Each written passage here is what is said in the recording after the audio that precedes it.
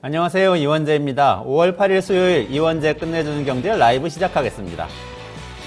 5월 8일 어버이날이네요. 부모님들께 전화는 드리셨어요? 네. 최상병 해병 작전 중에 호우 중에 돌아가신 최상병의 전우들이 군인권센터를 통해서 공개 편지를 보냈습니다. 그 편지 전문을 제가 인쇄해 왔거든요. 요거를 좀 발췌해서 읽어드리겠습니다. 윤석열 대통령님께 드립니다. 필승, 저희는 해병대 제1사단 고 최수근 해병의 전우 예비역 해병들입니다. 수근이와 함께 군생활을 했고 수근이를 떠나보낸 후 만기 전역했습니다. 2023년 7월 19일 아침 저희는 호우 피해 실종자를 찾으라는 지시에 하천에 들어갔습니다. 그날 수근이와 저희 두 사람 그리고 여러 전우들은 무방비 상태로 급류에 휩쓸렸습니다. 저마다 물에서 빠져나오기 위해서 허우적대다가 정신을 차렸을 무렵 사라져가는 수근이가 보였습니다. 살려달라던 전우에게 아무것도 해줄 수 없었던 미안함을 어떻게 설명해야 할지 아직 잘 모르겠습니다. 조사를 나왔던 군사경찰 수사관님께 그날 있었던 일들을 사실대로 얘기했으니 수근이와 부모님의 억울함과 원통함은 나라에서 잘 해결해 줄 것이라 믿었습니다. 수근이를 잊지 않고 기억하며 열심히 사는 것이 전우인 저희에게 남은 몫이라 생각했습니다. 하지만 얼마 지나지 않아 수근이의 죽음을 잊지 않고 제대로 기억하는 일조차 쉽지 않다는 걸 알게 되었습니다. 책임질 일이 있다면 당연히 책임질 거라며 눈물을 참던 중대장님은 여단의 다른 보직으로 전출되셨고 늘 책임감 있는 모습을 보여주시던 대대장님은 보직 해임되어 떠나셨습니다. 수사를 받고 있다는 소식도 들었습니다. 그런데 정작 위험하고 무리한 작전을 지시했던 사단장님과 여단장님은 아무 일 없었던 것처럼 그 자리를 그대로 지켰습니다. 2달 뒤면 수근이 일주기입니다. 그래서 이대로는 안 되겠다는 생각으로 용기 내 대통령님께 보내는 편지를 쓰게 되었습니다. 대통령님, 최상병 특검법을 수용해 주십시오. 사고가 발생하고 벌써 9개월이 지났습니다. 이만큼 기다렸으면 이제는 특검이 필요하다고 생각하는 것도 무리는 아니지 않겠습니까? 진실을 알고 싶습니다. 피해 복구를 하러 간 우리를 아무 준비도 없이 실종자 수색에 투입한 사람은 누구입니까? 가만히 서 있기도 어려울 만큼 급류가 치던 하천에 구명조끼도 없이 들어가게 한 사람은 누구입니까? 둑을 내려가서 바둑판 모양으로 흩어져서 걸어다니면서 급류 속에서 실종자를 찾으라는 어이없는 판단을 내린 사람은 누구입니까? 그리고 현장과 지휘 개선에 있었던 모두가 누구의 잘못인지 잘 알고 있는데 아직도 진실이 밝혀지지 않는 이유는 무엇입니까? 저희와 수근이 모두 내가 나고 자란 나라를 지키고자 남들이 말린 힘든 해병의 길을 스스로 선택했습니다. 이런 저희에게 그리고 해병대를 믿고 하나뿐인 아들을 맡기신 수근이 부모님께 진실을 알려주는 것은 나라의 당연한 책무입니다. 저희는 정치에 별 관심 없었던 평범한 20대였습니다. 하지만 눈앞에서 수근이를 놓쳤던 그때처럼 수근이를 위해서 할 수 있는 게 아무것도 없다는 미안함을 반복하고 싶지는 않습니다. 그래서 용기 내 부탁드립니다. 대통령님, 거부권을 행사하지 말아 주십시오. 저희가 대한민국의 국민님이 부끄럽지 않게 해주십시오. 감사합니다. 2024년 5월 7일 대한민국 해병대 예비역 해병 드림. 네, 어버이날인데 부모님께 조금이라도 위로가 되려면 진실이 무엇인지 빨리 밝혀지면 좋겠고 그 진실을 위한 법적 절차가 빠르게 진행되면 좋겠습니다. 네, 오늘은 이승원 평론가가 미국에 번지고 있는 대학가의 반전 시위 엄청나게 지금 확산되고 있다고 하는데요. 이 이야기 좀 전해드리고 그 사이에도 중국의 시진핑은 광폭 외교를 프랑스로 유럽으로 다니면서 하고 있다고 하는데 이 소식 깊이 있게 분석해드립니다. 그리고 오늘 새로운 이야기 시작하는 날인데요. 최승병 박사의 워커노믹스 일본 이야기를 시작합니다. 근데 첫 순서로 지금 전쟁할 수 있는 국가를 향해서 한 걸음 한 걸음씩 가고 있는 일본의 군사력을 심층해 보여드립니다. 조금만 기다리시면 다시 돌아오겠습니다.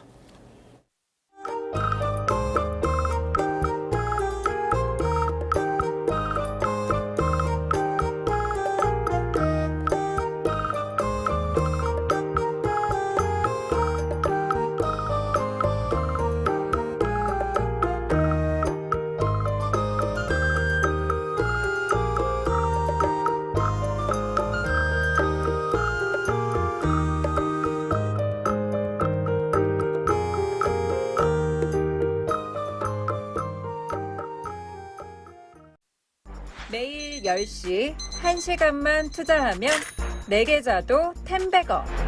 개장하자마자 급등? 따라잡아도 되나? 1분 대기죠. 점상이 답변해줍니다. 바쁜데 특징 중? 언제 공부해? 1시간만 투자하세요. 점상이 정리해줍니다. 단기로 치고 빠질 종목 없나? 매일 오전 10시 점상이 골라줍니다. 매일 오전 10시엔 점상을 잡아라. 유튜브에서 점상 시크릿을 검색하세요. 네, 이원재 끝내주는 경제 한 주간의 세계 뉴스를 깊이 있게 파헤쳐보는 시간입니다. 오늘도 이승원 평론가 끝내주는 세계 시작하겠습니다. 평론가님 안녕하세요. 네, 안녕하세요. 네, 어서 오세요. 네. 네, 지금 미국 대학가의 시위가 굉장히 많이 확산되고 있다는 뉴스가 있는데 네. 이게 뭐 지금 콜롬비아 대학교 같은 경우는 명문이잖아요. 그렇죠. 근데 졸업식 취소할 정도로 크다고 그러고 하버드, MIT 이런 뭐 우리가 알고 있는 쟁쟁한 명문 학교들도 다 지금 시위에 몸살을 앓고 있다는 소식이 있더라고요. 네, 한마디로 여러분이 웬만큼 알고 있는 이름을 가진 대학들 네. 거의 다 지금 시위에 동참하고 있다고 보시면 되고요. 지난달부터 이게 조금 있었는데 이렇게 압도적으로 많은 수가 한꺼번에 참여한 건 최근 들어서입니다. 그래서 학생들이 뭐 여기저기서 작은 시위가 있었는데 이제 콜롬비아 대부터 시작해서 동부에서 서부 쪽, 남부 쪽으로 쭉 가더니 유럽에 있는 뭐 프랑스에 있는 유력 대학까지 정말 들불처럼 번지고 있다는 표현이 굉장히 진부한 표현이지만 시위가 확산되고 있죠. 그래서 미국에서만 한 50여 개 학교가 지금 참여했다고 하고요. 수천 명의 학생들이 체포된 그런 상황이고 또 지금 진압을 해서 체포도 하고 이런 상황인 네, 건가요? 경찰까지 들어가고 심지어 그 텍사스대 그 오스틴 캠퍼스 같은 경우는 기마 경찰까지 도입이 됐어요. 네. 그래서 기마대를 이제 활용해서 뭐 곤봉으로 학생들 이제 위협하고 체포하고 이제 격해지니까 서로의 격해지는 거 있잖아요. 시위를 하다 보면. 네네. 그래서 지금 그 화면에서도 나오지만 텐트를 치고 캠퍼스에서 하다가 콜롬비아 대 같은 경우는 지난달에 하나의 건물을 아예 점거 농성을 했죠. 우리 왜 8, 90년대 보면 대학가에서 점거 농성 많이 하지 않았습니까? 네네네네. 그래서 그 앞에 바리케이트 쌓아놓고 그런 게 정확히 콜롬비아 대학과 몇몇 대학에서 벌어졌는데요. 대표적으로 콜롬비아 대학이 뭔가 이제 선봉에 서 있고 주도하는 그리고 가장 격렬한 모습을 보이는 학교 중에 하나 같습니다. 네. 제가 뉴욕 맨하탄에서 일할 때 콜롬비아 대학이 그 약간 맨하탄의 중부 북부 쪽에 있거든요. 네네. 제가 일하던 데는 좀 남부 쪽이었고 로어 맨하튼이라고 그러고 이제 어퍼 맨하튼이라고 그러고 그렇게 얘기하는데 콜롬비아 대학은 캠퍼스에 가끔 갈 일이 있었는데 가보면은 정말 정갈하게 공부만 열심히 할 것 같은 그래요? 그런 분위기 학교였어요. 그 서부의 버클리나 이런 데하고는 또 분위기가 굉장히 달랐는데 그렇군요. 또 학생들은 또 교수님들 다 정장 입고 다니시고 그래요? 서부는 막 교수님들 반바지 입고 다니시고 그런 학교였는데 여기서 또 그렇게 학생들이 시위를 많이 벌였다고 하니까 또 그래 더 주목받는 걸 수도 그런 것 있겠네요. 같아요. 네. 근데 이게 어떻게 시작됐냐면 이제 그 전에 하버드대 총장도 그렇고 소위 말해서 이제 학생들이 팔레스타인의 어떤 그 지금 가자 지구에 있는 시위를 좀 멈춰야 되고 바이든 정부의 대이스라엘 정책이 변화해야 된다라고 이제 얘기를 했을 때 뭐 각 총장들이 어떻게 해야 될지 참 난감했잖아요. 그래서 하버드 총장 같은 경우는 아마 해임됐나요?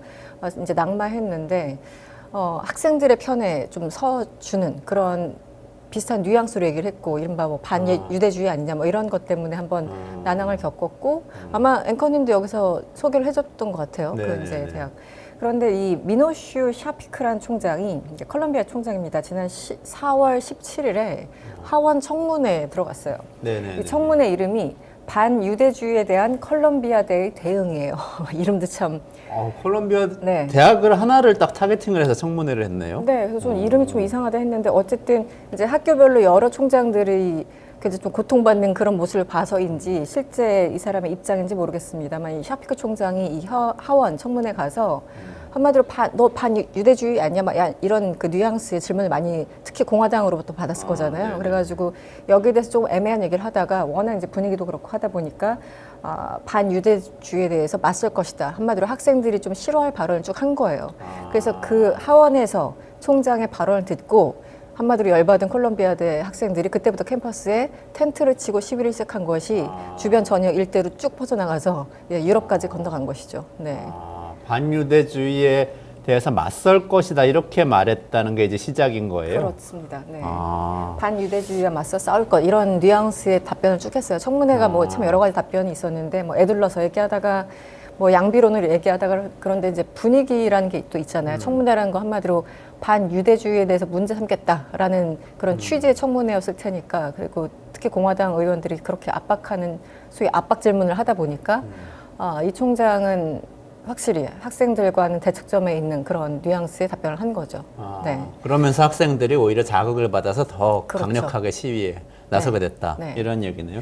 그래서 캠퍼스에 이제 텐트 치는 정도였는데 콜롬비아대가 왜 심각해졌냐면 이 학생들한테 이거 이제 그 텐트를 좀 치우고 해산해라고 했는데 안 한다고 했어요.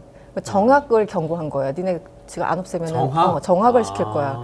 이게 뭔가 그 또 8, 90년대 한국을 보는 듯한 아니 왜 미국에 있는 대학이 이렇게까지 강경하게 나가는지 모르겠는데 좀 제가 보기엔 과도하다라는 그런 생각이 들었었거든요. 물론 이제 내부 사정이 있었겠지만 그래가지고 여러 가지 계속 압박을 하니까 학생들이 투표를 했어요. 자기네들끼리. 그런데 철거를 안 하기로 한 거죠. 그러면서 그 한 건물을 점거한 겁니다. 콜롬비아 대학에서. 네. 아예 점거까지 해서 그날 새벽 그날이 4월 30일 날 새벽이었는데 새벽에 경찰 그 기동대들이 이 사다리 타고 2층 건물로 올라갔어요. 그래서 강제 진압을 한 건데 이날이 정확히 56년 전인가요? 베트남전 시위 때 이 학교에 그때도 경찰이 들어가서 학생들을 진압했거든요. 정확히 같은 날 진입을 해서 같은 날이에요? 네, 같은 날짜도? 날이에요, 심지어. 네. 그래서 지금 일부 보도에 따르면 정말 같은 날 같은 건물에 들어가서 이 학생들이 지금 진압을 당한 건데 56년 전과 이제 데자뷰다 이렇게 얘기를 하고 있죠. 68년이죠. 68년, 네 맞습니다. 그게 그래서 1968년이면 미국뿐만 아니라 전 유럽의 68혁명이라고 그래서 그쵸. 대학마다 시위가 벌어지면서 여러 가지 그 당시 청년들의 문제를 드러내서 보여주고 나중엔 또 굉장히 무자비하게 진압을 당하고 그렇죠. 그랬던 네. 사건이죠. 네, 그래서 이번에 이게 참 경찰들 혹은 학교 측에서도 약간 정무적인 감각을 발휘했다면 굳이 왜 베트남전을 생각하게 하는, 68년을 생각하게 하는 같은 그 날에 진압을 했을까? 저는 이게 아주 정치로 봤을 적에도 좀 이해가 안 가거든요. 뭐 그러네요. 어제일 수도 있고 내일일 수도 있는데 왜 하필 오늘이었을까? 4월 30일 날이었을까? 그래서 오히려 이것 때문에 학생들이 더 이제 울컥해지는 거죠. 그리고 약간 방관하거나 뭐 마음은 있었어도 참여하지 않았던 학생들이 이제 경찰이 일단 캠퍼스로 진입하면 그때부터 학생들은 여기에 대해서 반감을 가질 수밖에 없잖아요. 그래서 진압하는 과정이 너무 폭력적이어서 그것 때문에 더 동참한 학생들이 늘어나고 여러 악순환이 계속되고 있는 거죠. 경찰이 대학 안에 들어와서 진압을 하는 거는 사실은 굉장히, 이례적인 일이잖아요. 예, 보통 없는 종교시설하고 대학은 그래도 성역으로 남겨두고 어느 그렇죠. 정도 저항을 인정해주고 그러는 곳이었는데 미국이 그랬다니까 참 그러니까요. 되게 당황스럽네요. 다른 나라도 아니고 미국 이 표현의 자유에 대해서 그렇죠. 그렇게 뭐 네. 수정헌법 그 거론하는 이들이 더군다나 대학이라는 일종의 어떤 성역 같은 곳에서 그래서 일부 교수들은 학생들 보호해달라고도 피켓팅하고 있고 예, 교수들 중에서도 그래도 학생들 편에 서는 그럼요. 교수들이 네, 있고요. 교수들은 근데 베트남전의 경우에는 미국이 베트남 가서 전쟁을 하고 있었고 그 학생들이 징집돼서 군대를 가는 상황이었잖아요. 그래서 이제 거센 반대가 있었다는 게 이해가 되는데 지금은 미국이 벌이고 있는 전쟁에 대한 거는 아니죠. 하지만 미국이 지원하면서 이스라엘과 같이 싸우고 있는 형국이 돼버렸죠. 왜냐면 사실은 미군이 돈을 지원하지 않고 특히 무기들을 계속 지원하고 있지 않습니까? 탄약 뭐 여러 가지 다. 이것을 지원을 끊으면 이스라엘이 전쟁을 할 수 있는 힘이 떨어질 텐데 그것을 계속 지원하면서 가자지구에서는 뭐 휴전과 잠정적인 휴전에 대해서 얘기를 하고 있고 이러니까 이중적이고 위선적이다라는 생각이 실질적으로 드는 것이고 전쟁을 막을 수 있는 유일한 국가는 사실은 미국이잖아요 지금. 물론 이스라엘 네타냐후가 말은 안 됐지만 현실적으로 무기 지원이 중단된다면 어려울 수밖에 없죠. 그런데 유엔에서 보이는 미국의 그 이중잣대와 그리고 바이든 대통령 입에서 나오는 그 알 수 없는 그 얘기들 이런 것들에 대해서 반감을 가질 수밖에 없고요. 그리고 3만 5천 명이 죽었습니다 지금 가제지구에서만. 예, 3만 5천 명이라는 게 여러분 상상해 보세요. 주변에 몇 명이 사망하는 예를 들어 사고 같은 것만 해도 이게 진짜 엄청난 건데 3만 5천 명이고 거기 유엔의 그 통계에 따르면 70% 혹은 그 이상이 여성과 아이들이었어요. 그래서 지금 이스라엘이 벌이는 전쟁은 여성과 아이들을 위한 전쟁이다라고 얘기를 하고 있잖아요. 네. 그래서 실제 여성과 아이들이 향한 전쟁인 향한 거죠. 전쟁이다. 네. 그래서 정말 뭐 하마스 본인들은 어쨌든 적이라고 여기는 하마스에 대해서 뭐 한다면 그건 어쨌든 전쟁 상황이니까 일단 그렇다 치고 뭐 전쟁에 대해서 동의하는 건 아니지만 그런데 70% 혹은 그 이상의 여성과 아이들 뭐 노인들 이런 분들이면은 이 전쟁의 그 정당성을 가질 수 없는 거잖아요. 그리고 비례적 대응이라는 그런 원칙에도 철저하게 위배되는 것이고 그래서 그렇죠. 네. 지금 바이든 정부의 오락가락한 저 정책을 학생들은 용인할 수 없는 상황이 됐죠. 네. 그러니까 지금은 타겟은 바이든 정부예요. 전쟁의 손따라. 이게 약간의 뉘앙스 차이들이 있는 것 같아요. 예를 들면 아까 말씀하신 공화당 의원들 같은 경우는 이건 반유대주의다. 미국 내 유대인들 얘기하는 거잖아요. 네네. 그럼 반유대주의다, 인종주의다 이렇게 비판을 하고 또 어떻게 읽으면은 이스라엘과 네타냐후에 대한 시위인 것 같기도 하고 네. 또 바이든 정부에 대한 시위인 것 같기도 하고 여러 가지 측면이 있을 것 같아요. 기본적으로 핵심은 지금 이스라엘을 지원하는 바이든 정부에 대한 반대죠. 가장 핵심적인 것은. 예, 그래서 미국 정부가 지원하는 사실상 미국이 뒤에 있는 가자 지구의 전쟁 이렇게 돼버리는 거니까 이스라엘의 어떤 정책을 근본적으로 변화시켜야 된다는 것이고 하나는 인종주의적인 것도 참 이것도 민감한데 이 학생들이 반유대주의자가 아니거든요. 물론 일부 섞여 있을 수 있겠지만 팔레스타인에 고통받는 여성과 어린이들 무고한 민간인 피해를 줄이기 위해서 바이든 정부의 정책 변화가 필요하다는 것이지 나는 유대인이 싫어서 이 전쟁을 반대하는 거 이런 게 아니거든요. 그래서 여기 참여한 학생들도 딱 그런 얘기를 하고 있는 겁니다. 언론 인터뷰에서 우리가 뭐 유대인을 싫어해서 이런 시위를 벌이는 것이 아니라 지금 정부 정책이 잘못됐고 그래서 네타냐후가 정말 그 고삐 풀린 상황이 된 것에 대해서 철저하게 반대하기 때문에 우리는 나설 수밖에 없다. 이런 그 뉘앙스로 인터뷰를 하고 있거든요. 그래서 근데 지금 공화당이나 뭐 의회 민주당도 마찬가지지만 이 대학 총장들이나 이런 사람 불러다가 청문회 하면서 너 그래서 흑이야 백이야 거의 이런 식으로 지금 따지고 있잖아요. 그 자체가 저는 전제가 성립되지 않는다고 보는데 네, 그래서 일단 정치권이 잘못돼 가니까 총장들은 학교들은 영향을 받을 수 없고 거기에 대해서 학생들은 분노할 수밖에 없고 이런 연결고리가 있는 거겠죠. 네. 이거 계속 청문회에도 의원들이 질문하는 거 보니까 유대인에 대한 폭력적인 공격에 대해서 어떻게 생각하십니까? 이런 네, 식으로 네. 이제 프레임을 딱 짜놓고 하더라고요. 뭐 팔레스타인 국가 건설이라는 구호는 반유대주의입니까 아닙니까? 뭐 이런 식으로 질문을 해요. 근데 그 질문이 성립이 되는 건지 모르겠습니다. 네. 그러니까 이제 그 위축된 총장들이 이제 눈치 보면서 이쪽 저쪽 눈치를 보다가 말도 안 되는 답변을 한다던가 이런 식으로 시간이 흘러왔죠. 그래서 총장들의 실언을 또 기화로 해서 시위가 확산되는 기폭제가 되기도 하고 그렇죠. 네. 반대로 총장이 물러나게 되기도 하고 지금 대학 총장들은 굉장히 순환 시대인 것 같네요. 미국에서. 그렇습니다. 네. 콜롬비아 때는 확실하게 총장의 발언으로 학생들이 텐트를 치면서 시작된 건 확실하죠. 네네.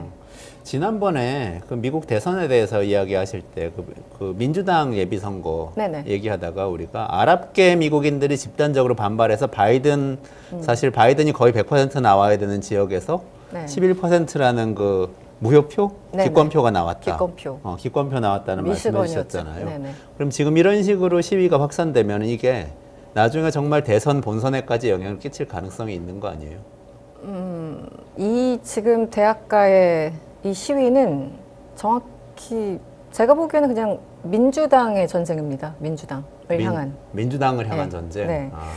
아. 제가 보기엔 그래요. 왜냐하면 민주당이죠. 왜냐하면 공화당 혹은 트럼프 같은 경우는 기본적으로 그들의 입장이 되게 명확하잖아요. 뭐 이스라엘에 대해서 어떤 입장인지. 민주당도 뭐 이스라엘 혹은 유대인에 대해서 어떤 입장인지 뭐 다수, 소수 이게 조금 그 갈리긴 하지만 어쨌든 지금 정책을 변화시켜야 되는 거는 집권당이 있지 않습니까? 백악관의 네네. 주인이 지금 네. 누굽니까? 바이든이잖아요. 그래서 바이든을 향한 혹은 민주당을 향한 젊은 혹은 중도에 있는 혹은 친팔레스타인 성향을 가진 유권자들의 어떤 그 표심에 상당한 영향을 미치는 거기 때문에 이 시위는 공화당보다는 민주당 이슈라고 저는 보고 있고요. 네, 그래서 지금 약간 엇갈린다고 하죠. 보통 이제 진보, 젊은층 뭐 이런 사람들은 민주당을 대대적으로 지지해왔고 반면 이제 공화당은 좀 뭐 이제 다른 뭐 백인 남성 뭐 이런 위주였지 않습니까? 그런데 지금은 젊은 층들이 바이든 정부의 대이스라엘 정책에 반해서 점점 지지율이 하락하고 있다고 하잖아요. 그래서 최근에 그 하버드 청소년 여론조사라는 게 있었는데 30세 이하 유권자들에게 물어봤어요. 그러니까 바이든 지지율이 여전히 45%로 나왔는데 트럼프보다 한 8%포인트가 높은 건 사실이에요. 그런데 2020년 같은 시기 같은 집단을 했을 때 무려 23%가 차이가 났었어요. 그런데 지금 8%밖에 차이가 안 난다는 거죠. 그러니까 지금 트럼프는 그냥 앉아서 장사하고 있는 거고 쉽게 말하면 바이든은 곤욕스러운 딜레마적인 상황인 거죠. 트럼프는 원래 친이 이스라엘이었는데 지금도 친이 이스라엘 그런 입장을 네네. 내고 있어요. 그렇죠. 그러면은 반전 시위에 대해서도 시위대가 잘못한다 이런 입장인가요? 시위대에 대해서는 뭐 정확한 얘기는 안 하고 이 모든 것이 바이든의 문제다. 이 모든 것이 나라에 바이든 혼란을 때문이다. 가져온 것은 모두 다 바이든 책임이다. 이러면서 바이든에 대해서 욕을 하고 있죠. 네. 아, 그렇군요. 이게 관심이 많으신 이슈 같아요. 우리 구독자님들이 메시지를 많이 남겨주셨는데, 리틀 테네시님은 콜롬비아 대학교에서 시작된 깨어있는 학생들이 하고 있는 시위를 폭력적으로 진압하는 게 진짜 대학생 자녀였던 부모로서 피가 거꾸로 치솟는 느낌이다. 미국이 이스라엘 싸고 돌면은 안 된다 이런 말씀하셨고 또 그 리틀 테네시님 같은 분이 또 막내 둘째 딸이 혹시 브라운대 학생이시래요. 그리고 브라운대에서는 시위대가 네. 약간 친팔레스타인 시위대 요구를 일부 수용을 해줘서 자진 해산했다. 뭐 이런 이야기도 해주시고요. 그 현장에 또 가 계신 분들이 있네요. 김 SJ님도 좀 이스라엘 편만 드는 미국의 고위직들 좀 문제가 많다 이런 비판 해주셨고 288님 우하 이승원이라는 팬이신가 봐요. 감사합니다. 네. 좋습니다. 그러면 대선에 영향이 어느 정도 될까요? 바이든한테는 안 좋죠, 무조건. 뭐 트럼프한테는 그냥 특별히 영향이 없을 수 있어요. 왜냐면 네네. 그 트럼프를 찍을 사람들은 이제 확실하게 그 어떤 상황에서도 그 굴하지 않고 트럼프를 찍겠지만 지금 이런 상황, 그 학생들을 이제 진압하고 또 시위가 계속되는 이런 상황을 봤을 때 민주당을 지지했던 젊은 사람들이 투표를 안 할 가능성이 있죠. 혹은 정말 그 왜 홧김에 투표는 이제 반대 진영을 찍는 거잖아요. 얘가 네네네. 싫어서 저렇게. 근데 맞아요. 바이든을 지지하는 사람이 트럼프를 찍는 거는 참 어려운 일이기 때문에 이제 투표의 어떤 그 행태를 봤을 때 투표장에 대신 안 나갈 가능성은 높죠. 안 나가는 네. 근데 이 그럼 와중에도 바이든하고 민주당은 그 미국 내 유태인들을 많이 신경을 쓰는 것 같더라고요. 여전히. 보니까 어제 바이든이 또 그 홀로코스트 추념식에 가서 손주들 데리고 가가지고 또 추도사를 또 멋있게 하고 아, 손주들까지 데려갔습니까? 네, 데리고 가가지고 그 세레모니를 하는 거예요. 그러니까 나 반유대주의자 아니라는 거를 오히려 네. 얘기를 하는 그런 모습을 보이더라고요. 지금 이제 학생들이 보기에는 그리고 유엔에서의 행태는 미국은 완전히 그 친 이스라엘인데 본인은 아니야 내가 네타냐후에 얼마나 직접 전화로 또 만나서 얼마나 압박을 해서 내가 블링컨 국무장관도 여러 번 보냈잖아. 그런데 쟤네들이 말을 안 들어. 약간 좀 이런 나도 열심히 하고 있어라는 건데 그러면서 무기 지원 계속 하고 있고요. 그런데 흥미로운 건 한 이틀 전인가 악시오스인가 어디 보도에 따르면 탄약 공급을 유보했다 이런 기사가 하나 나왔어요. 미국이 이스라엘에 대해서 네네. 보내는 건 이제 뭐 배에 실었겠죠. 그런데 뭐 어딘가 실었을 텐데 그것을 일단 보류했다라는 기사가 나와서 약간 이제 왜 북한이 말 안 들으면은 중국에서 이렇게 막 이렇게 공급 끊고 막 이런 거 있잖아요. 네네. 근데 약간 그런 것처럼 미국에서도 시그널을 준 것 같아요. 워낙. 그러니까 바이든은 유대인의 그 돈과 권력과 이 모든 것들을 다 또 가져가야 되는 입장이고 대선을 앞두고 그렇다고 또 젊은 층, 진보층 이런 사람들의 표를 또 역시 또 가져와야 되니까 정말 중간에 서서 뭐 이러지도 저러지도 못하고 있어요. 근데 다만 그 바이든의 성향으로 봐서는 이런 시위를 별로 좋아하는 것 같지는 않습니다. 아주 개인적인 성향으로 봤을 때. 그 베트남전 시위, 그러니까 68년이었습니까? 당시에 바이든 대통령이 로스쿨에 재학 중이었는데 길거리 시위를 보고 저거는 멍청이들이라고 얘기를 했다고 자기 회고록인가에 글을 네. 썼다고 하죠. 그래서 기본적으로 제도에서 시스템에서 문제를 해결해야지 저렇게 길거리 시위로는 변하는 게 아무것도 없어라는 게 기본적으로 바이든 개인의 어떤 성향인 것 같아요.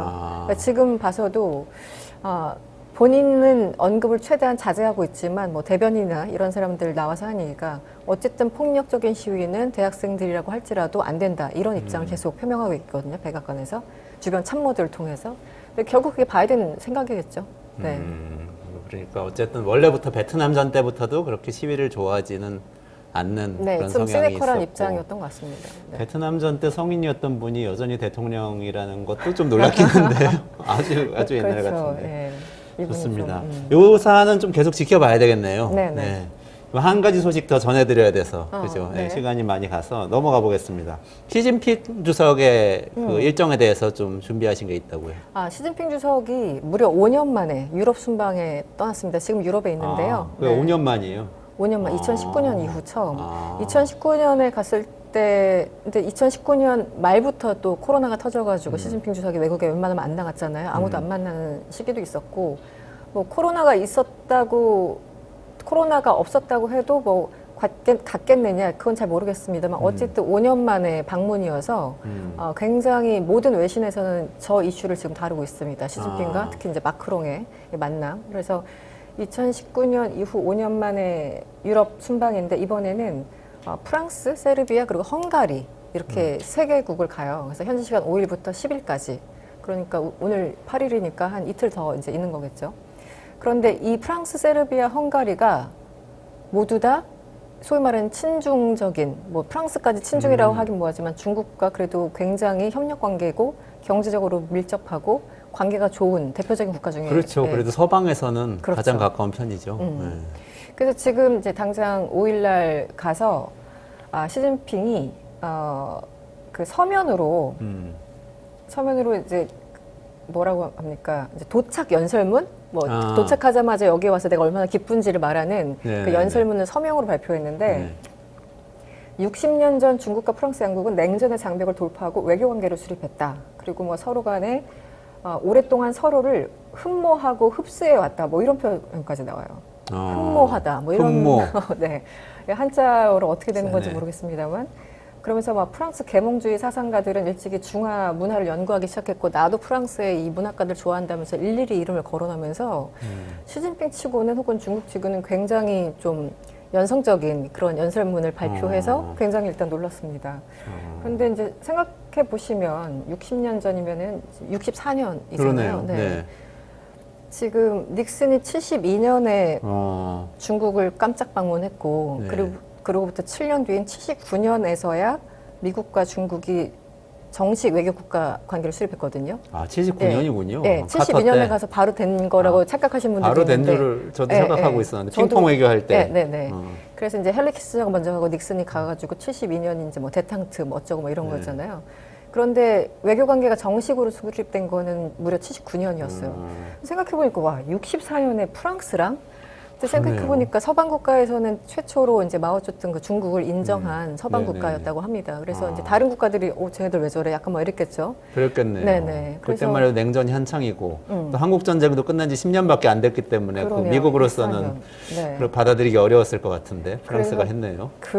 그래서 도착하자마자 이 도착 연설문에서 냉전의 장벽을 돌파하고 외교 관계를 수립했다. 60년 전에 이게 첫 문장이에요. 네. 그리고 쭉 뭐 발자크, 볼테르 뭐 이렇게 프랑스 문화 거장들의 이름들을 쭉 얘기하면서 아이고, 나 뭐 한마디로 프랑스 사랑해 막 이런 아. 거였고 현지 시간 6일 정상회담을 하고 이제 공동 기자회견을 하면서 서로 그 얘기를 했어요. 중국과 프랑스는 지금 이제 올림픽이 있으니까 프랑스에서 올림픽이 있지 않습니까? 그래서 올림픽이 있으니까 그때는 모든 전쟁을 일단 중단시키자라고 우리 양국 정상이 제안한다라면서 정상회담에서 발표를 했고 또 무역 관계에 있어서는 어쨌든 기본적으로 협력 관계를 유지하자 이렇게 좀 긍정적인 얘기를 많이 나눴습니다. 그래서 이게 오랜 역사와 전통을 얘기하는 건 사실은 중국이 이제 미국의 역사가 좀 짧잖아요. 네. 그러니까 프랑스가 니네들이 정말 찐이야. 약간 좀 이런 것도 있는 것 같아요. 그 뉘앙스에서 왜 약간 돌려가기라고 하죠. 이렇게 상대방 욕하는. 그래서 계속 역사와 그 문화를 유구한 역사와 문화를 뭐 하는 프랑스라고 항상 앞에 형용사를 붙이는 거 보니까 이제 시진핑 입장에서는 그런 거겠죠. 바이든 보고 있나? 뭐 이런 거겠죠. 우리는 니네가 아무리 디커플링 얘기해도 유럽과 계속 잘 지낼 거야. 라면서 한마디로 그 의기투합하는 그런 모습을 보여줬습니다. 네. 그렇군요. 그럼 그게 약간 어쨌든 뭐 미국에서는 계속 대선을 앞두고 반중 메시지가 계속 나오고 틱톡 금지법 통과시키고 뭐 그렇죠. 이런 제스처가 계속 나오니까 중국이 또 우리가 미국만 있는 게 아니다 하면서 뭔가 또 이렇게 전선을 치고 있다, 외교전을 벌이고 있다 이렇게 이해를 할 수가 있는 건가요? 그렇죠. 중국은 사실은 지금 뭐 정치적 영향력이나 이런 것들이 아프리카 쪽은 좀 있는데 유럽 쪽은 아직 멀잖아요. 그러니까 중국은 그 외형을 좀 넓혀야 되는, 외환을 좀 넓혀야 되는 그런 상황이 됐고 프랑스나 독일 이런 데서 숄츠 총리도 얼마 전에 중국 가서 시진핑 만나지 않았습니까? 그 네네네. 얘기는 이제 혹시라도 트럼프가 오면 예전처럼 다시 이제 블록화가 되면서 미국과 디커플링이 그야말로 되는 거잖아요. 유럽 입장에서도. 그러니까 유럽 입장에서도 약간의 보험을 드는 게 중국일 수 있는 거예요. 그러니까 트럼프를 대비해서. 트럼프 시대를 대비해서. 네. 그래서 서로 보험을 조금씩 들어두는 거죠. 네. 그러니까 트럼프가 혹시라도 돼서 나토를 무력화시키고 뭐 나가버린다거나 뭐 이런 일을 해버렸을 때 그래? 그러면 우리는 네가 중국하고 싫어하는 같이 중국하고 가면 돼. 중국하고 네. 같이 안보 경제 같이 할게 이렇게 해버릴 수도 있다는 제스처를 보인다는 거죠. 그렇죠. 특히 이제 경제적으로는. 네. 아 그렇군요. 그리고 독일이나 뭐 이런 나라들은 특히 자동차 이런 것들을 중국 시장에서 많이 팔고 있기 때문에 서로 경제적으로는 떨어질 수는 없는 그런 상황인 것도 아주 현실적으로 그렇죠. 네. 아, 그렇군요. 외교전이 아주 치열합니다. 아, 근데 좀 걱정돼요. 우리나라 제가 요즘 우리나라 윤석열 대통령 네, 네. 해외 순방 이슈가 돼서 좀 찾아봤는데 네. 뭐 이렇게 돈 쓰고 이런 거는 나는 뭐 그럴 수 있다고 생각하는데 갔던 나라들이 미국, 일본이 네. 이제 거의 전부 다고 미국, 일본하고 유럽의 이제 몇 개 국가들 갔던 게 전부 다고 중국 한 번도 안 갔더라고요. 안 근데 갔죠. 네. 사실은 지금 이해가 안 가는 게 지금 윤석열 대통령 외교 라인도 이명박 정부 출신이 많잖아요. 근데 이명박 정부 때는 생각보다 제가 찾아보니까 미국에 4번 가면은 중국에는 2번은 꼭 가더라고요. 아, 2번이나 가셨습니까? 그게 그때? 네. 중국, 일본은 생각보다 중시했더라고요. 한중일 네, 네. 쪽에 굉장히 중시하고 이렇게 숫자를 맞췄는데 지금은 완전히 미국, 일본 편중 외교를 하고 있는 걸로 이렇게 올인한 보이더라고요. 거는 확실히 거의 처음이죠. 네네. MB 근데 때도 뭐 그랬었습니다만 근데 말씀하신 것처럼. 이러다가 근데 정말로 그런 말씀하신 격변 트럼프가 되고 뭐 중국은 프랑스하고 더 친해지고 막 이런 상황이 벌어지면 우리 어떻게 되는 거예요? 한국은 이미 그냥 투명 인간화 됐어요. 외교 무대에서 보이지 않는 중요하지 않은 변수가 됐습니다. 그래서 무슨 말을 해도 국제사회에서는 그 발언에 무게가 실리지도 않고 뭐 한국 생각이 뭐 중요해? 그냥 미국한테 물어보면 되는데 이런 상황이 됐기 때문에 한국 외교를 바라보는 사람들은 굉장히 착잡하죠. 2년 내내. 지금 우리 군사력으로나 경제력으로는 세계 10대 또는 5대 국가라고까지 이렇게 이야기를 하는 판국인데 좀 아쉽네요. 네. 이번에 시진핑이 유럽에서 했던 회담 내용은 더 전해주실 내용이 혹시 있으세요?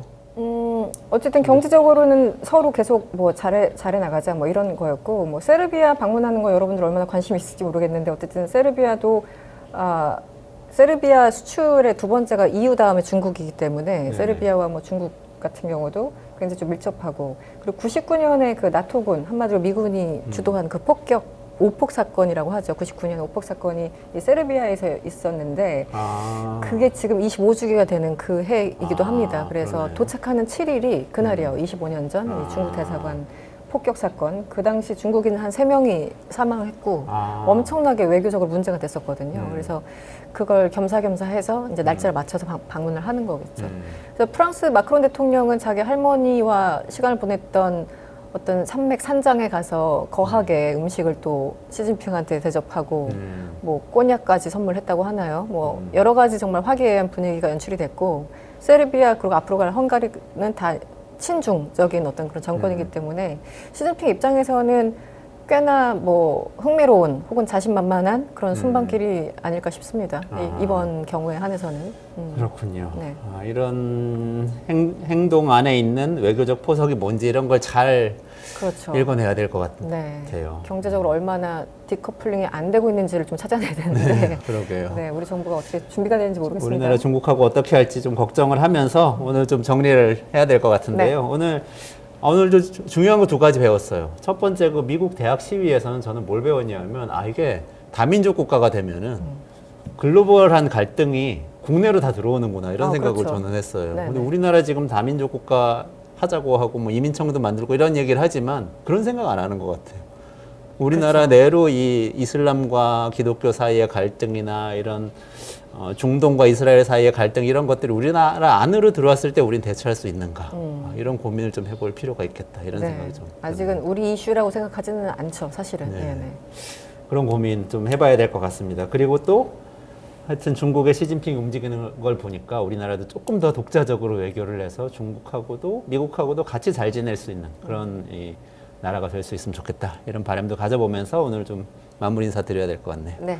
네, 이승원 평론가님 오늘도 좋은 말씀 감사합니다. 네, 수고하셨습니다. 네, 잠시만 기다리시면 최승병 박사하고 일본의 군사력 심층해부로 돌아오도록 하겠습니다.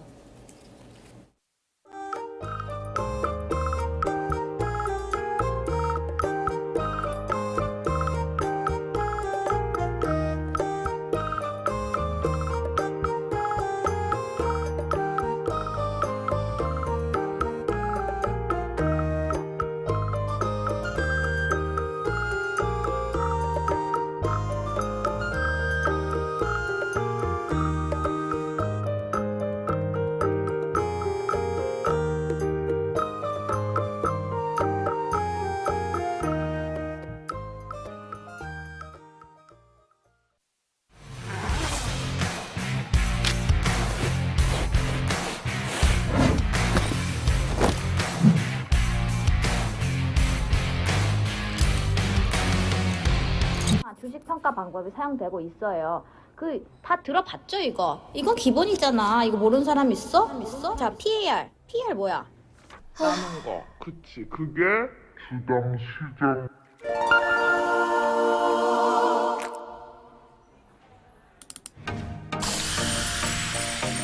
걱정 마세요.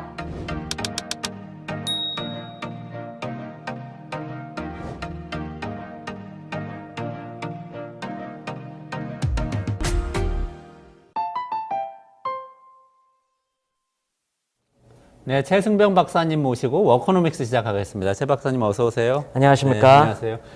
오늘 일본 얘기해야 되는데 그 전에 아까 네. 이승환 평론가가 그 시진핑, 중국의 시진핑이 유럽에 프랑스, 헝가리, 세르비아 방문한 얘기를 좀 했었어요. 그거 네. 또 전문가이시니까 어떻게 보시는지 궁금하네. 굉장히 의미가 있죠.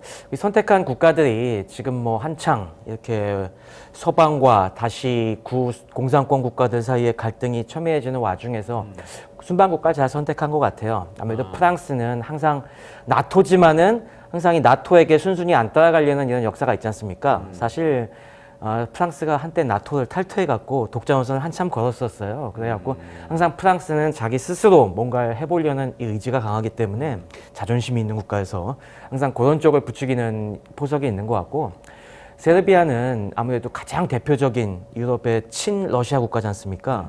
이 다슬라브 계통이고, 이게 또 아까 얘기한 중국 대사관 오폭이 유명한 그 코소보 내전 당시에 이 나토 공군이 그쪽을 폭격하다가 오폭 있었던 사건이거든요. 그래갖고 뭐 아무래도 친러시아 국가를 공략한다. 또 지금 뭐 헝가리도 계속 봐오셨지만은 오르반 총리가 또 이 유럽 내에서 또 딴소리하기도 되게 유명하지 않습니까? 은근히 이제 러시아와 양쪽 줄타기하고 있는 이런 대표적인 국가이기 때문에 아마 시진핑은 이 유럽 내에서 지금 유럽에서도 중국에 대한 경계 목소리가 높아지고 있거든요. 그 중에서 이 약한 고리를 공략하기 위해서 전략적인 지금 순방을 하고 있는 것 같습니다. 약한 고리를 공략하고 있다. 조금 무섭게 느껴지네요. 네, 치열한 수싸움이죠. 그런 점을 좀 생각하면서 앞으로 좀 잘 지켜봐야 될 것 같습니다. 네, 오늘 워커노믹스에서는요, 최승병 박사님하고 같이 일본의 군사력에 대해서 심층 해부하는 시간을 좀 가져보도록 하겠습니다. 네. 네, 최 박사님 오늘부터 이제 일본 이야기를 좀 시작해 보려고 하는데, 첫 번째 일단 군사력에 대해서 이야기를 해보는 거예요. 근데 일본에 대해서 일단 좀 주시해야 되는 이유가 뭔지 한번 좀 간단하게 말씀해 주시고 시작을 하면 어떨까 싶은데. 네. 지금 뭐 사실 일본의 군사력 증강 움직임은 어제 오늘의 얘기가 아닙니다. 사실 뭐 길게 보면 한 10년 전부터 이어져 왔고, 가깝게 보면은 역시 러시아 우크라이나 전쟁이 시작된 이후에 일본 내에서도 이 획기적인 이 방위 전략에 대한 전환을 목소리가 터져 나오면서 사실 2022년, 2023년부터 또 방위비를 갖다가 급격하게 증가시키는 지금 움직임이 벌어지고 있습니다. 가깝게 보면은 이 지난달이었죠. 한 달 전쯤에 이 기시다 총리가 워싱턴에 가서 이 바이든 대통령과 정상회담을 했지 않습니까? 여기서 뭐 또 굉장히 중요한 정상회담 결과 얘기들이 나왔습니다. 그런 거 보면서 진짜 이제 뭔가 일본이 변화의 움직임을 타고 있구나 하는 시그널이 계속 보이고 있어요. 어떤 내용들이 그 정상회담에서 얘기가 됐나요? 네, 거기 내용을 하나하나 보면은 이 잠옷 의미가 큽니다. 사실 뭐 일본과 미국도 군사 동맹 관계입니다.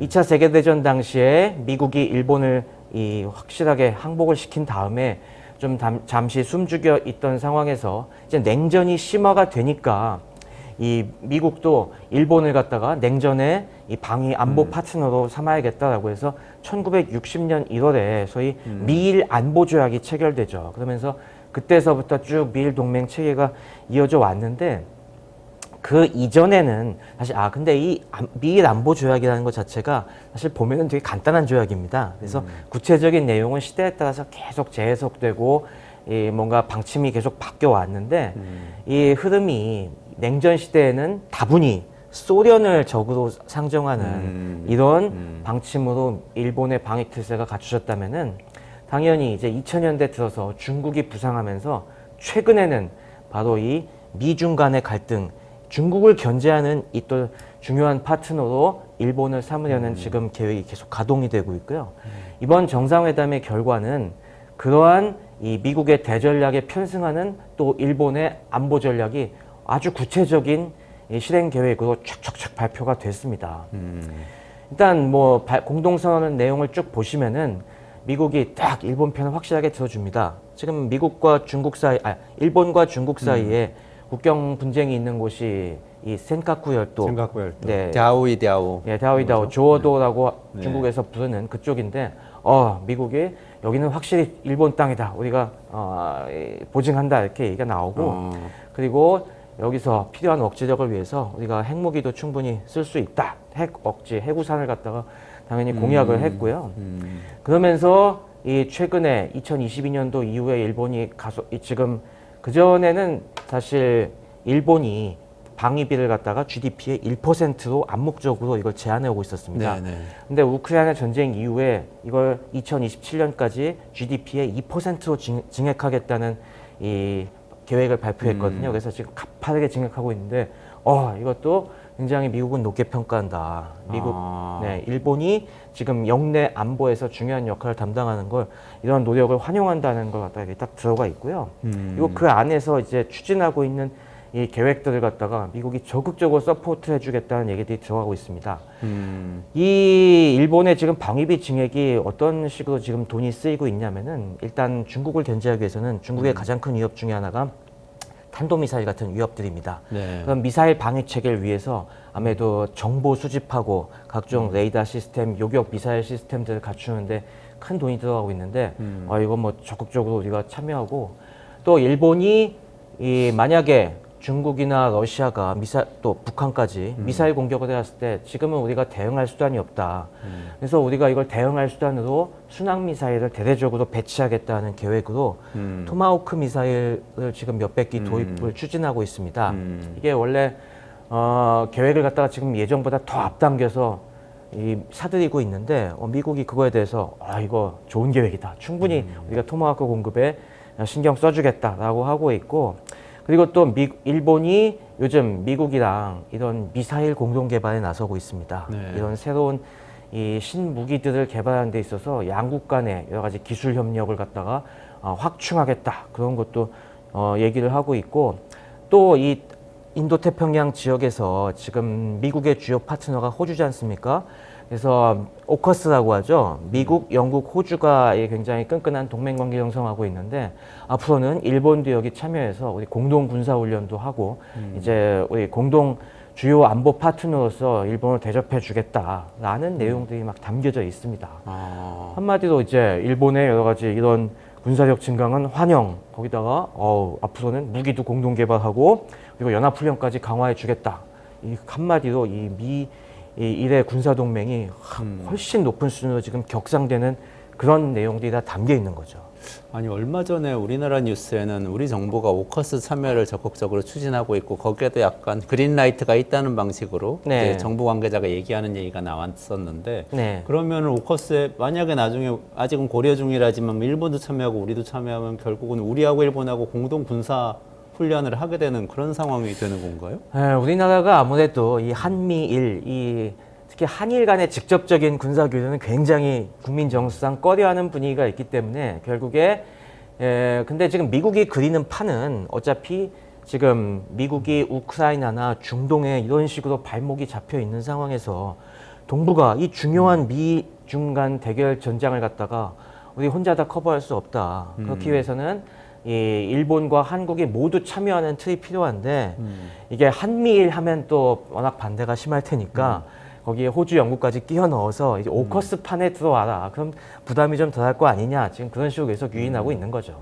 얼렁뚱땅 일본하고 군사동맹처럼 되는 거 아닌가 하는 생각이 갑자기 들긴 하는데, 근데 네. 어쨌든 지금 말씀하신 거의 핵심은 중국에 대한 전선이라는 그 이야기인 것 같네요. 그러니까 네네. 어떻게 보면은 원래는 일본은 자위다라고 그래서 일본 국내의 방어만 하라고 그렇죠. 되어 있었던 거잖아요. 2차 세계대전 네, 네. 이후에. 근데 지금 중국을 견제하는데 동아시아에서 역할을 맡아달라고 미국이 하면 그거는 완전히 다른 확장된 역할이 되는 거 아닙니까? 지금 그런 상황이 된 건가요? 맞습니다. 뭐 지금 원래 일본의 이 방위 개념은 일본은 전후에 제정된 평화헌법에 의해서 이 적대적인 행위를 갖다가 절대 엄금하고 있기 때문에 이게 헌법 구조에 명시되어 있죠. 그래서 이걸 갖다가 피해가기 위해서 전수방위라는 개념, 우리는 철저하게 방어를 위해서만 군사력을 갖고 있겠다라는 전수방위 개념을 갖고서 얘네가 이 그동안 자위대라는 이름으로 우리 스스로를 지키는 목적으로만 해왔다라고 하는 것인데 지금 이런 행보들은 사실상 그래서 많은 안보 전략가들은 사실상 전수방위 개념을 포기한 것이다. 우리가 그냥 방어하는 것뿐만이 아니라 여기 아까 보면은 이제 이 중요한 안보 산문서라고 하는데 이 새로 2022년에 나온 이 국가안보 전략, 국가 방위 전략에는 이 우리가 억제력을 확보하기 위해서는 선제 공격은 아니지만은 반격할 수 있는 수단을 갖춰야 된다. 그러니까 상대가 우리를 만만하게 보고 한 대 치면은 우리가 반격은 충분히 할 수 있다는 이 강력한 전투력을 갖고 있어야 된다는 걸 명시하고 그런 면에서 지금 강화하는 것이기 때문에 이 부분에서 상당히 이미 한 차원 넘어선 상황이라고 볼 수가 있겠죠. 그러면 평화헌법 무력화하고 전쟁할 수 있는 국가로 만들자. 이게 이제 그동안 일본 그 우파의 굉장히 강력한 주장이었는데 네. 그 뜻대로 가고 있다. 이렇게 되는 건가요? 그러면은 뭐 우리나라 같이 예전에 침략을 받았던 국가 입장에서는 이러다가 나중에 진짜 전쟁할 수 있는 국가 넘어서서 침략할 수 있는 국가 되는 거 아닌가? 뭐 이런 생각이 들잖아요. 네, 이게 항상 우리나라의 반응이죠. 네, 이런 면에 사실 그 문제는 언제나 이런 일본의 군사력 증강 얘기가 나올 때마다 굉장히 뜨거운 감자일 것 같습니다. 그리고 당연히 우리나라 입장에서는 과거에 우리가 당한 피해가 있기 때문에 그렇게 반응할 수밖에 없는 것도 사실이고 일본이 그런 면에서 뭔가 확실한 과거사에 대한 청산을 한 것도 아니고 사죄라든가 그런 면에서 그런 우려가 나오는 건 사실인데 그거에 대한 답변은 제가 다음 시간으로 넘기겠습니다. 왜냐하면 이게 굉장히 우리가 그걸 단순하게 그렇게 얘기할 만한 문제인가 하는 건 한번 좀 깊이 생각해 볼 주제인 것 같아요. 그래서 그걸 답하기 위해서는 지금 이 일본의 움직임이 어떻게 나오는지 긴 역사적인 맥락까지 좀 따져봐야 될 것 같아갖고 그건 다음 시간에 저희가 심층적으로 논의해 보기도 하고요. 네, 오늘은 일단 지금 그 현황에 대해서만 주목해 보면 어떨까 합니다. 좋습니다. 그러면 현황에 대해서 한번 군사력 현황에 대해서 차근차근 한번 짚어보죠. 실제 할 수 있는 나라가 되었다고 했을 때 전쟁을 할 수 있는 능력이 있는가 이거 중요한 질문이잖아요. 네네. 일본의 군사력 현황이 지금 어떤 상황인지 말씀해 주시죠. 네. 일본은 일단 뭐 기존에도 이 자위대라고 하지만은 이 군사력이 상당한 국가입니다. 예컨대 뭐 여러 가지 군사력 집계하는 기관들이 있는데 글로벌 파워라는 곳에서 매년 파워 인덱스라는 지표를 갖다가 발표하거든요. 근데 여기서는 이거는 어떤 군사력을 중심으로 해서 사실 군사력만 갖고 되는 게 아니라 이 사실 전쟁을 하기 위해서는 경제력도 받쳐줘야 되고 여러 가지 뭐 군수 보급 체계가 유지되는 그런 다양한 이 기타 여러 가지 힘들이 필요한 것인데 이걸 종합적으로 봤을 때 이 나라의 이 물리적인 파워는 어느 정도인가 이걸 인덱스화 한 것입니다. 이를테면은 북한 같은 경우 무기는 어마어마하게 많지만 군사력은 세지만 그렇다고 이런 제반 경제력이 약하기 때문에 그 파워 인덱스는 되게 낮거든요. 근데 이 랭킹을 보면은 2024년도 랭킹을 보면은 1, 2, 3, 4위는 뻔합니다. 1위는 미국, 2위는 러시아, 3위는 중국, 4위는 인도. 뭐 당연히 전 세계 지금 가장 쟁쟁한 나라들이 꼽혔죠. 근데 5위가 어딘지 아십니까? 5위가 어딘가요? 우리나라입니다. 우리나라. 대한민국입니다. 우와, 우리나라 군사력 엄청 세네요. 네, 사실 대한민국은 북한을 상대하기 위해서 여러 가지 실질적인 육군 중심의 군사력도 어마어마하게 강한 데다가 한국은 경제력이 우리가 또 있기 때문에 이거 종합적으로 봤을 때 외국에서 봤을 때는 한국이 전 세계 탑5의 군사 강국이다라고 평가를 하는 겁니다. 가만 근데 아직 영국, 프랑스, 일본 뭐 다 안 나왔는데? 2023년에는 5위가 영국이었는데 우리가 2024년 되면서 영국을 제꼈습니다. 우리가 영국보다 더 강하단 말이죠. 네, 외국에서 보기엔 그렇습니다. 그리고 일본은 어디쯤 가 있어요? 6위가 영국이고 바로 7위가 일본입니다. 6위 영국, 7위 일본. 네, 프랑스가 그 다음이고요. 근데 일본이 우리나라보다는 뒤이긴 뒤네요. 네. 그래도 엄청나게 강력하긴 하지만. 네, 뒤이긴 하지만은 역시 일본도 자위대라고 하지만 전 세계가 보기에는 전 세계 10대 군사 강국이라고 평가하는 것이죠. 사실 이렇게 평가하는 데는 몇 가지 뭐 이유가 있습니다. 사실 외형적으로 보면은 일본은 징병제가 아니라 모병제 국가이기 때문에 병력 규모가 우리보다 훨씬 작긴 합니다. 한 반 정도죠. 우리나라가 한 50만 명 정도인데 일본 자위대는 총 병력이 한 25만 명 정도입니다. 육상 자위대가 한 15만 명, 그리고 해상 자위대가 한 4만 5천, 항공 자위대가 한 5만 명 그 정도고요. 육상 자위 이게 하나하나 좀 따져보면은 육상 자위대는 이 북부, 동부, 중부, 서부 이렇게 일본 열도에 따라서 이제 5개 방면대로 나뉘어져 있습니다. 그렇게 해서 사단, 여단 중심으로 편성이 되어 있는데 뭐 그래도 전력이 적지 않습니다. 뭐 기갑사단이 1개가 있고 기계화 보병 사단이 4개가 있고 기계화 보병 여단 2개, 경보병 사단이 4개, 경보병 여단 4개, 공정 여단 1개, 공중 기동 여단이 1개 정도. 그래도 숫자가 꽤 적지 않은 수가 있죠. 그리고 또 이제 해상 자위대 같은 경우는 우리로 치면은 뭐 함대나 기동전단 이 정도에 해당되는 호위 대군이 4개가 있습니다. 이 호위 대군에 그러니까 해상 자위대가 해군인 거죠. 육상 자위대가 그렇죠. 육군. 그렇죠. 네네. 항공 자위대가 공군 이렇게 해당됩니다. 네.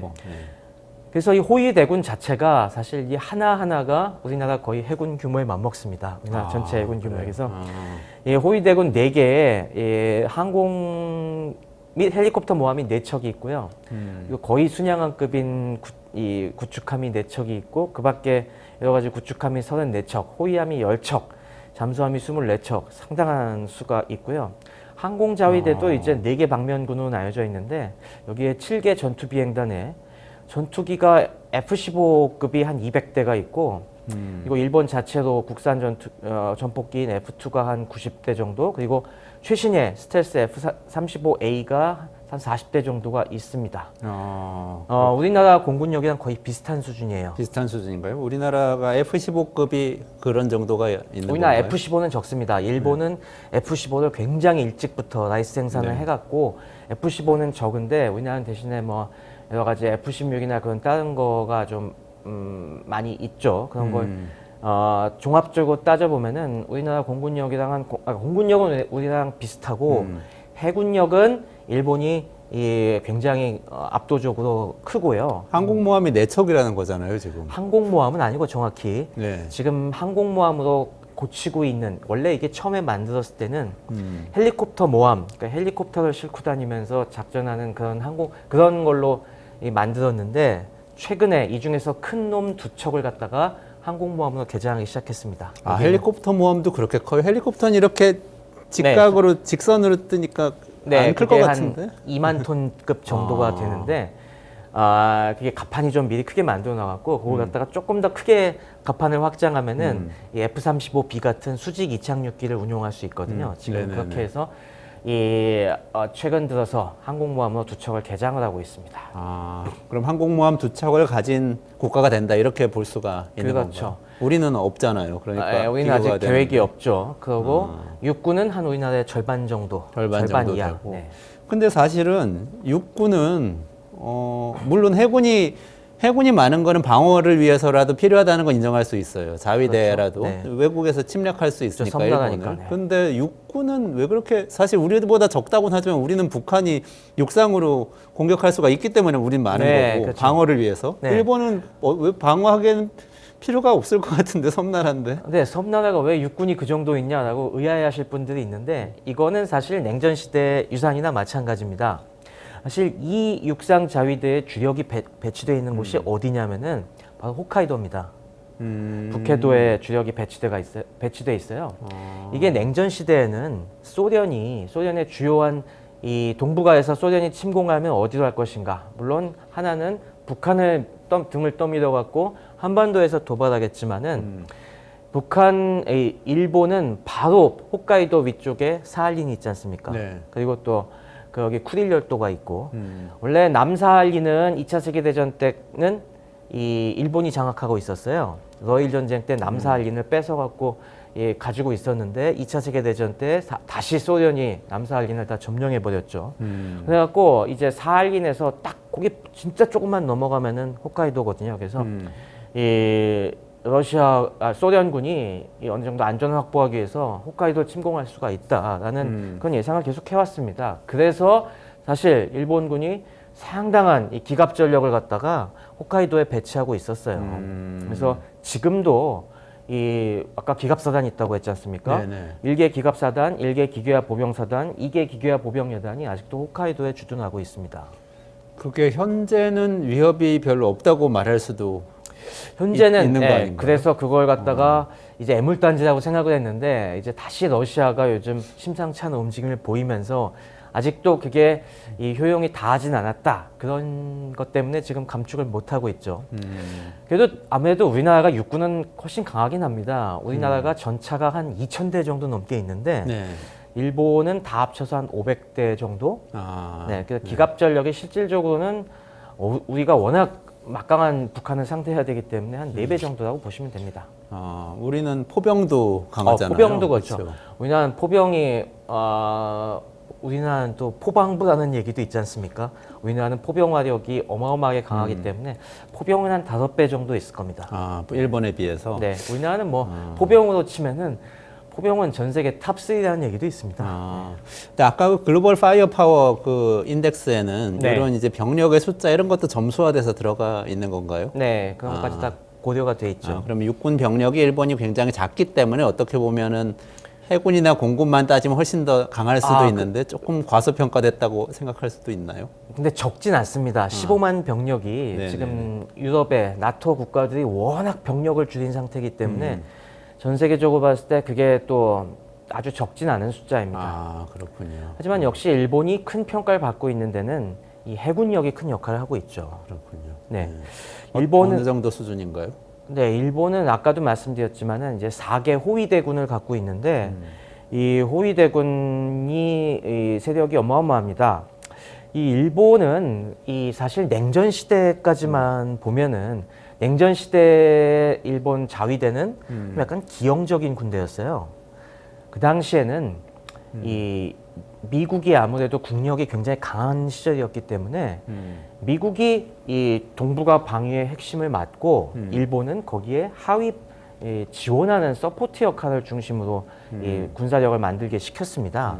그러다 보니까 그 당시에는 그 당시에 이 해군력은 굉장히 또 큰 역할을 뭘 담당했냐면은 소련은 반면 해군이 약하잖아요. 네. 소련 태평양 함대는 요 블라디보스톡이랑 캄차카 반도 주변에 약간밖에 없는 거고 또 대부분이 잠수함 전력이었습니다.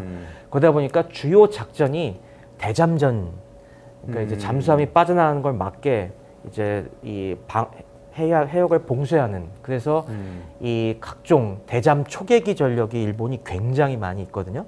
그런 거 중심, 아니면은 또 소련이 뭘 하냐면 잠수함이나 그런 소형 함정들을 이용을 해서 주요 교통로에 기뢰 같은 걸 많이 부설하는 그런 기뢰전을 많이 수행하기도 했었어요. 그래갖고 그런 면에서 이 대잠전, 기뢰전 쪽에 특화가 돼 있었는데 이제 이 중국이 상대가 되면서 이제 상황이 완전히 지금 뒤바뀌고 있습니다. 중국 같은 경우는 이제 수상함 전력을 갖다가 어마어마하게 확대하고 있고, 중국은 해안선이 굉장히 넓잖아요. 그리고 이 태평양 쪽으로 계속 확장해 나가려고 하고 있기 때문에 이제 해상 자위대 임무가 이 중국 함대를 방어하는 쪽으로 바뀌고 있다 보니까 한 2010년대부터는 아예 그쪽으로 방향을 정해갖고 이 4개 호위대군 전력을 갖다가 확실하게 하나하나가 이 중국의 주요 함대를 상대할 수 있을 정도의 이 위력으로 강화시키고 지금 있습니다.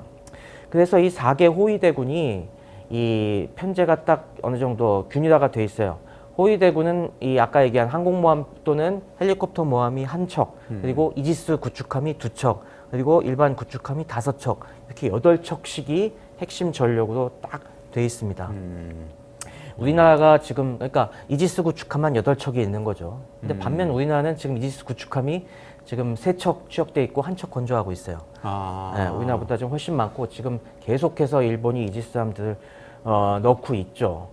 이런 식으로 지금 일본은 이 해군력 자체가 어마어마하게 지금 확대가 되고 있는 상황이고, 그리고 아까 얘기한 것처럼 헬리콥터 모함도 항공모함으로 개장하면서 이 각각이 또 나름 독자적인 전투력을 갖출 수 있게 상당한 지금 이 확장 기조에 있기 때문에 그런 면에서 이 상당히 위협적인, 가뜩이나 그전에도 강한 해군력이 더더욱 지금 강해지고 있는 상황입니다. 그럼 만약에 동북아에 진짜 미국이 지금 이야기하고 있는 그 일본이 동북아 안보의 중심적인 역할을 하는 권한이 부여되고 그리고 어떤 유사시가 생겼다고 할 때 이 해상을 제압할 수 있을 정도의 해군력을 갖고 있다 이렇게 볼 수도 있는 건가요? 아, 맞습니다. 그게 지금 미국 해군의 큰 도전 중에 하나인데 미국 해군이 지금 인정하고 있는 것이 지금 다시 중국이 군함들을 건조하는 레이스를 벌이고 있습니다. 근데 지금 미국은 건조 능력 자체가 굉장히 떨어져 있고 네네네. 국방비가 지금 제한이 되어 있기 때문에 네. 이건 못 쫓아간다. 지금 우리가 정상적으로는 중국의 물량 공세에 버틸 수가 없기 때문에 여기에 뭔가 획기적인 게 필요하다. 그래서 지금 미국이 최첨단 여러 가지 무인 함정들을 좀 대량으로 만들려는 계획이 하나가 있고 그리고 또 중요한 것이 이 한국 해군과 우리 일본 해군을 좀 키워서 이 일익을 담당하게 하자 그런 게 역시 들어가 있는 거죠. 그렇군요. 우리나라는 근데 해군력은 아직 일본에 비하면 좀 떨어지긴 합니다만 약하다. 우리나라 해군도 최근에 이런 거에 좀 자극을 받아갖고 계속 증강을 하고 있죠. 그렇군요. 아까 뭐 마지막으로 여쭤보고 싶은데요. 미일 정상회담에서 네. 미사일 방어 관련해서 얘기 많이 나왔다고 했잖아요. 네. 그거 관련해서도 일본이 여러 가지 좀 노력을 하고 있나요? 아, 맞습니다. 지금 사실 이 어마어마한 방위비 증액이 투자되고 있는 굉장히 핵심적인 부분이 바로 미사일 전력입니다. 이게 일본이 2022년 발표한 이 새로운 방위 전략에서 가장 이제 위에다가 놓은 것이 바로 스탠드오프 방어 능력이랑 적의 선제 공격에 대한 반격 능력이라는 부분을 아주 명시하고 있습니다. 스탠드오프라는 거는 적의 공격할 수 있는 사정거리 밖에서 우리가 원거리 타격을 하겠다는 그 얘기거든요. 그러려면 우리가 장거리 미사일이 많이 필요하다. 그러면서 아까 얘기한 토마호크 같은 순항 미사일들을 대대적으로 확충하고 있고 또 이제 여러 가지 이 함대공 미사일, 일본은 바다가 넓기 때문에 아까 같은 이지스 구축함들의 수많은 대공 미사일들을 탑재해 갖고 이걸로 적의 날라오는 미사일들이나 적의 항공기들을 요격하는 이런 체계들을 엄청나게 강화하고 있고 또 여러 가지 공군의 공군력이 투사할 수 있는 이런 장거리 순항 미사일이라든가 이런 중국 함대를 상대할 수 있는 함대함, 이 공대함 미사일들을 확보하는데 지금 어마어마한 노력을 기울이고 있죠. 그래서 지금 이미 몇 년 전부터 미국과 일본 사이에는 이거에 대한 교감이 있어갖고 이런 함대공 미사일 공동 개발도 막 하고 있습니다. 대표적으로 SM-3 미사일이라는 게 있는데 이게 지금 최신형 블록 2A부터는 이게 일본의 미쓰비시 중공업도 참여해갖고 같이 지금 이런 거 적극적으로 개발하고 일본이 상당량을 지금 구매하고 있습니다. 지금 이번 미일 정상회담에서 이게 이런 부분을 더욱더 확대하기로 얘기하는 것도 지금 이러한 이미 중국 해군을 상대로 한 방위력 증강 이런 쭉 흐름의 연장선상에서 봐야 되겠죠. SM-3도 함대공, 그러니까 미사일 요격용 네. 미사일인 건가요? 그건 다용도로 쓸 수가 있습니다. 요즘 미사일들은 이제 단순히 어떤 함대공, 뭐 지대공 이런 식으로 하나만 쓰려는 게 아니라 하나 만들면은 함정에서 쏠 수 있고 지상에서 쏠 수 있고 그리고 적의 비행기만 때리는 것이 아니라 미사일도 때릴 수 있고 모드만 바꾸면은 적의 원거리 지상 목표까지 때릴 수 있게 이렇게 만들고 있거든요. 네네네. 뭐 그런 것 중에 하나라고 보시면 됩니다. 이게 진짜 유사시가 된다고 상상을 해보면은 네. 지금 준비하고 있는 걸 보면 미국이 지금 해군력이 어쨌든 세계 곳곳을 다 뭔가 개입을 하기에는 너무 벅차서 네. 해군력은 일본이 좀 증강해가지고 여길 좀 특히 중국에 맞서서 전선을 형성해주면 좋겠다. 네. 이 얘기를 했으니까 그러면 뭐 어떤 상황이 생겼을 때 그 동북아의 해상을 일본이 장악할 수 있도록 만들어 갈 것이다. 이렇게 생각해 볼 수 있겠고 또 하나는 이제 유사시에 중국에서 미사일 공격을 일본 본토에다 할 수가 있기 때문에 거기에 대해서 방어를 해놓겠다. 네. 내지는 미사일 공격이 날아오기 전에 먼저 공격할 수 있는 미사일 무기 체계를 갖춰놓겠다. 이렇게 지금 생각할 수 있는 걸까요? 네, 뭐 일본이 뭐 그렇다고 이 동아시아 해상을 완전히 장악한다까지는 약간 과장일 수가 있겠지만은 그래도 이 미국과의 중요한 아까 얘기했지만은 냉전 시대에는 미국 칠함대 그냥 하위 서브 일부 부대로 활용했다면은 네. 지금은 미국 칠함대와 이제 거의 딱 비교할 수는 없겠지만 그래도 굉장히 중요한 파트너로서 같이 움직이는 그 정도 세력까지는 지금 키우려고 한다는 얘기죠. 우리나라도 어떻게 보면 그 안에서 어떤 그 역동성 안에서 어떤 위치를 차지해야 되는 그런 상황에 있는 건가요? 지금 미국은 계속 그렇게 몰고 가고 있죠. 미국은 지금 우리가 큰 중국이라는 큰 적 상대하기 위해서 지금 뭐 한국, 호주, 일본, 미국이 한 팀이 돼야 된다는 걸 계속 압박을 하고 있는데 우리 입장에서는 그래도 일본과 한 팀이 되는 거 이건 좀 너무 나간 것 같다라는 식으로 계속 약간 좀 꺼려하고 있는 거죠. 그래서 그냥 우리는 공식적으로는 미국과만 파트너다라는 식으로 자꾸 약간 피해가려고 하고 그리고 같이 함께 전장에 들어가는 거는 계속 거부하고 있는데 이게 어디까지 유지될 수 있을지 지금 이런 미국의 이런 떠밀림에 우리가 어디까지 저항할 수 있을지는 잘 모르겠습니다. 그거에 대해서 한번 다음 시간에 얘기해 보도록 하죠. 그러게요. 일단 일본은 지금 뭐 많은 준비를 하고 있다고 말씀하셨는데 이것에 돈이 들어가는 문제잖아요. 게다가 일본 경제도 오랫동안 안 좋았고 그렇기 때문에 충분한 경제력이 또는 국가 예산이 뒷받침될 수 있을지 이런 의문 좀 드는데요. 일본도 뭐 경제력이 안 좋지만 일본이 굉장히 진심입니다. 아까 얘기했던 것처럼 지금 원래 2022년에 국방 예산이 17조 엔이었어요. 그때가 1% GDP 1% 기준 맞추느라고. 근데 그때부터 새로운 방위 전략이 나오면서 그 다음에부터 지금 엄청나게 증가했습니다. 그래서 17조 엔이 아니라 2022년에 5조 4천억 엔인가 그랬죠. 근데 2023년에 이게 6조 8천억 엔 갑자기 27%가 증가했고요. 올해 2024년도 예산이 지금 거의 8조 엔입니다. 8조 엔대. 네. 지금 2027년까지 GDP 2%를 맞추려면은 지금 일본의 GDP가 올해 한 590조 엔이고 그때 정도면 600조 엔 될 거예요. 그러니까 이 2%면은 12조 엔이라는 얘기죠. 그러니까 2027년까지 거의 뭐 12조 엔으로 이걸 증액을 한다는 얘기니까 진짜 매년 20-30%씩 지금 당분간 증액이 예정이 돼 있고 그래서 지금은 일본의 세출 비중 중에서 국방비, 방위비 예산이 사회보장비 다음으로 2위입니다, 지금은. 그래요? 네. 와. 이미 일본이 우리가 이미 군사 대국화 됐네요. 네, 이미 뭐 평화로운 일본 이건 몇 년 전부터 이미 크게 바뀌고 있습니다. 일본도 지금 어쨌건 지금 미국이 전 세계 나토 국가들이고 많은 국가들에게 2% 정도는 써야 되지 않겠니라고 강요하고 있는데 그 기준으로 가고 있죠. 참고로 우리나라는 지금 한 2.7% 정도 쓰고 있습니다. 네. 우리나라 2.7% 얼마 정도 되는 거죠? 한 3% 우리나라는 지금 15조 원? 우리나라는 60조 원 정도 쓰고 있습니다. 60조 원이요? 네. 60조 원 너무 많은 것 같아요. 우리 국가 예산 650조 원이니까. 네. 그중 3%라고 하면 15조 원 이렇게 될 것 같아요. 600조 원은 우리나라 예산이고 GDP로 GDP에 네, GDP니까 60조 원 됩니다. 60조 원 되네. 네, 그러면 60조 원 정도이기 때문에 이미 일본 방위 예산이 우리나라 규모를 넘어섰어요. 그리고 이게 한 2027년 되면은 우리나라의 2배 정도가 되는 겁니다. 와, 차이가 굉장히 많이 나네요. 네. 알겠습니다. 우리 오늘 일본의 군사력에 대해서 심층 해부를 좀 해봤는데요. 오늘 마무리하면서 또 굉장히 많은 궁금증이 생기는데 이게 지금 국가 전략적으로 또 역사적으로 일본이라는 나라가 어디서 와서 어디로 가고 있는지 그리고 우리는 어떻게 대응해야 되는지 그 얘기를 앞으로 좀 몇 차례 걸쳐서 깊이 있게 다뤄주시면 좋겠습니다. 네, 알겠습니다. 네, 그럼 같이 좀 준비해 보시는 걸로 하고 오늘 이렇게 마무리하겠습니다. 네, 알겠습니다. 네, 최승병 박사님 고맙습니다. 감사합니다. 네, 이원재 끝내주는 경제 매일 12시 30분에 라이브 진행합니다. 내일도 12시 반에 찾아뵙겠습니다. 고맙습니다.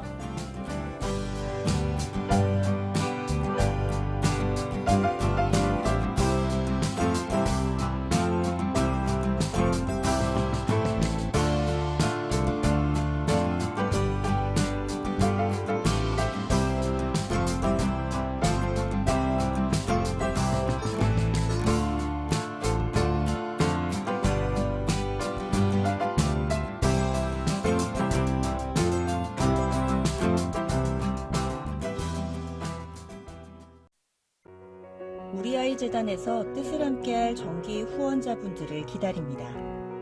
우리 아이 재단은 한반도 어린이를 위한 재단입니다.